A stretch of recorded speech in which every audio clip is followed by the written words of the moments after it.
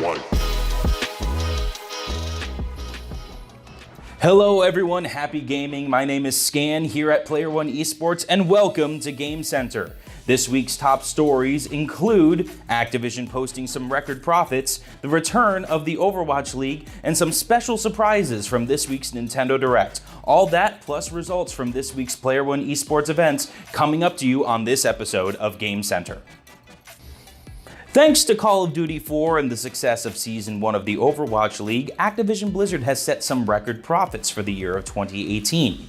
In the wake of this announcement, CEO Bobby Kotick also made the announcement that 8% of the workforce of Activision Blizzard would soon be being let go. Now, this announcement is seen as a bit controversial as Activision Blizzard's new CFO was also given a $15 million sign-on bonus last month for taking the position. The news is seen by very controversial, as many groups are now speaking out up against Bobby Kotick and the company. Game Workers Unite, in particular, is calling for the CFO and the CEO to step down from their positions in the wake of these announcements. Overall, though, it seems that investors are happy with what they're seeing so far as profits are concerned. Since the announcement was made in the earnings call, the stock price for Activision Blizzard has gone up 10%, further cementing this third-party publisher as the largest in the world. There's a new king on the block when it comes to Battle Royale and when it comes to Twitch, and this king is known as Apex Legends. Apex Legends has been a huge surprise hit, and many streamers have immediately taken hold of this game and made it one of the top watched games on all of Twitch, streamers including names like Shroud and Ninja. The game recently set the record on Twitch for most hours viewed for a single game's content in a single day, with nearly 8.3 million hours of content consumed. Now, this was bolstered by the fact that 8.3 million day happened the same day as a Twitch Rivals stream, where many streamers come together to compete for a large prize pool. That prize pool was $200,000. Reviewers are also very kind about the game, saying it is the natural evolution of the Battle Royale game and a further refinement on top of games such as Fortnite and PUBG. Not bad praise and not a bad first 2 weeks for a game that was unannounced and had no marketing campaign, is it? After what seems like forever, after the longest hiatus we could have ever imagined, guess what? The Overwatch League is finally in Season 2. We had a big surprise on day one right out of the opening gate, as a rematch between the Philadelphia Fusion and the London Spitfire ended up going in favor of the Fusion. This would not be the Spitfire's only loss of the weekend either. They would end up losing 3-1 to the brand new team Paris Eternal, leaving the defending champions in an early 0-2 hole. Other major matches from across the weekend included the Boston Uprising just barely losing to the New York Excelsior 1-2, and also the Houston Outlaws facing off against the brand new Toronto Defiance and losing that match as well. Viewership has been strong throughout the weekend, averaging 200,000 viewers on Twitch and nearly 1 million viewers if you also include Chinese viewers. It is a long season to go, and there's plenty of matches to be played, but there's plenty of excitement already in this first opening weekend. Evolution 2019, the second such tournament to be held in Japan, found itself mired in quite a bit of controversy during a demo for Dead or Alive 6. An overtly sexually toned demo, including 2 onstage models, forced the stream to be taken down, with Mr. Wizard, one of the founders of Evolution, saying that it did not, quote, reflect the core values of the Evolution brand. A tweet he posted was later taken down, and the overall decision has been seen as very controversial by some. Many are praising the fact that the stream was taken down and these core values were upheld, while others are calling it an extremely hypocritical move in the face of the hyper-violent nature of fighting games in general, especially the upcoming Mortal Kombat 11. But outside of the controversy, there was still a tournament being held with many top games such as Street Fighter V, Tekken 7, Guilty Gear Xrd, and Soul Calibur taking part at the event. The two premier games were, of course, Street Fighter V and Tekken 7, with over 1,500 competitors taking part across those two titles. In Tekken 7, Arslan Ash ended up taking a two-set grand finals coming out of loser's bracket to take out AK. In Street Fighter V, two legends of the game ended up facing off against each other, as Fudo was able to reset the bracket out of loser's bracket but ended up losing to the Colleen play of Momochi. Multiple updates coming out of the world of Nintendo and the Nintendo Switch thanks to a Nintendo Direct this week. Big announcements included that a new update to Smash Bros. Ultimate, which will be deemed Update 3.0, will be coming soon, with DLC character Joker expected by the end of April. A brand new version of Tetris, called Tetris 99, was also released for free for people who already have the Nintendo Online service. The game has already been deemed a Battle Royale style of Tetris and has caught the Nintendo world by storm. The biggest announcement of the weekend, though, easily has to be an unexpected re-release and remake of the Game Boy classic, The Legend of Zelda: Link's Awakening. Now, on a bit of a personal note, Link's Awakening, I think, is not underrated, but a very undersung entry to the Zelda franchise. So to see that this game is getting remade and is going to be reintroduced to a new generation of gamers 26 years after its initial release, I am elated, and this is one game that I am highly anticipating. It will be one of my top for the year for certain. Switching gears, we are now going to take a look at the results from PlayerOne Esports' Elite Series in League of Legends from this week.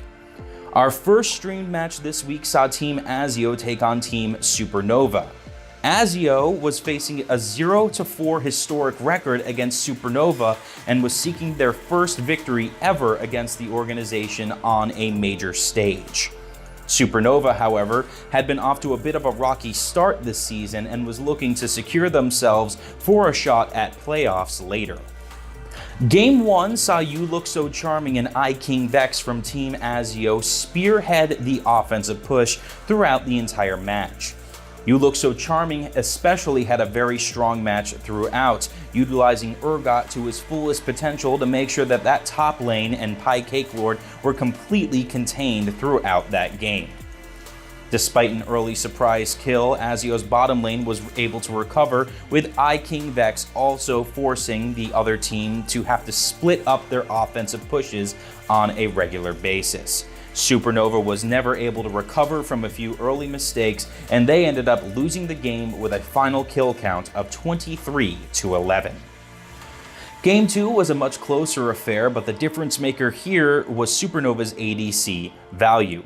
Unfortunately, Sudsy's Yasuo was never really able to be a factor in this game, and slowly but surely the momentum continuously built on Supernova's side before they took the victory in Game 2 with a kill margin of 27-19. Game 3 was by far the most convincing game of the three-game set, with sloppy play overall from Supernova all but ensuring that they would lose this match. Yet again, Sudsy was a major player, this time being in the mid lane against Strompist, and with a major 14 KDA throughout the match. It was an absolute steamroll this time around, no other way to put it, with the final kill count being a massive 16-7. Supernova returned for our second match this week, this time facing off against Bloody Gaming. Both of these teams have something to prove as we are getting closer and closer to playoffs, and this match in particular marking us going over the hump of the halfway point of the regular round robin season. Game 1 was an utterly convincing win from Bloody Gaming. A 14k gold lead, a massive 16-5 kill count lead, all 4 dragons in their side. It was as simple as that, and combine that with 2 very strong plays by Chris and Potluck with a 14 and 13 KDA respectively, this was all but a wrap-up from the very get-go. Game 2 saw things turn around for Supernova, and almost to script for them, the victory came thanks to some slow and steady momentum building throughout the game. This was a very close game though, with only a 3-kill difference between the two teams going into the final fight. Spearheaded by yet another strong performance by Value with a 7-0-6 record this matchup, Supernova was able to tie things up 1-1 and push things to Game 3.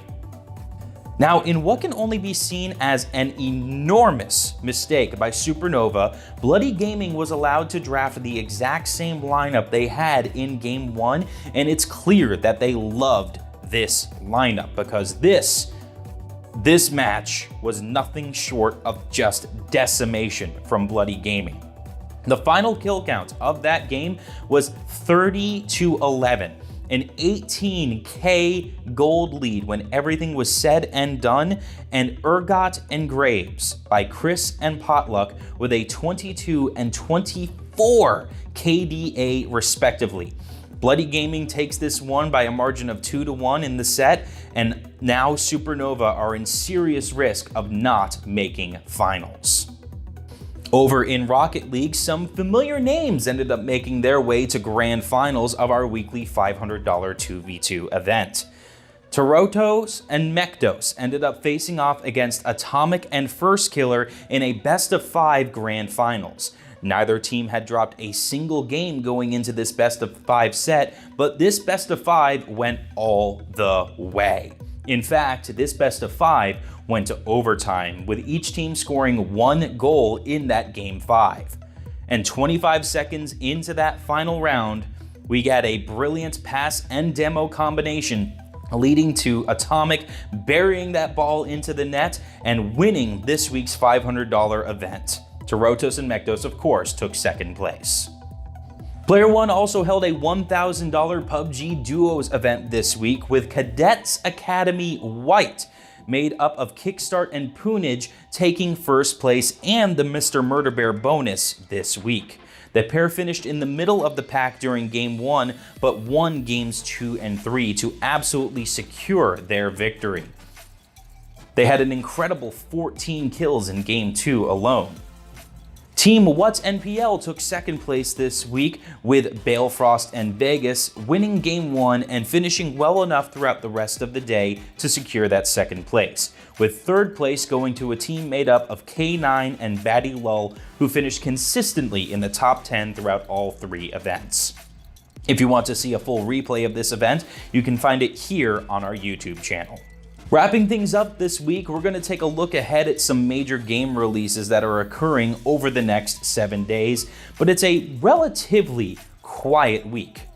On the Nintendo Switch, Origami Shadow Edition will bring some ninja stealth action to the Switch, while the major release this week is undoubtedly the full release of Anthem. Both of these games will be released on February 22nd. If you want to know more about what's going on here at PlayerOne Esports, you can follow us on social media here on YouTube and also check out our tournaments over on Twitch. All of our updates are constantly coming out on social media so far as upcoming tournaments, our latest videos, and anything else you might want to know about what's going on here at PlayerOne Esports. This has been Game Center, and from PlayerOne Esports, I have been Scan. Thank you guys for joining me. Happy gaming.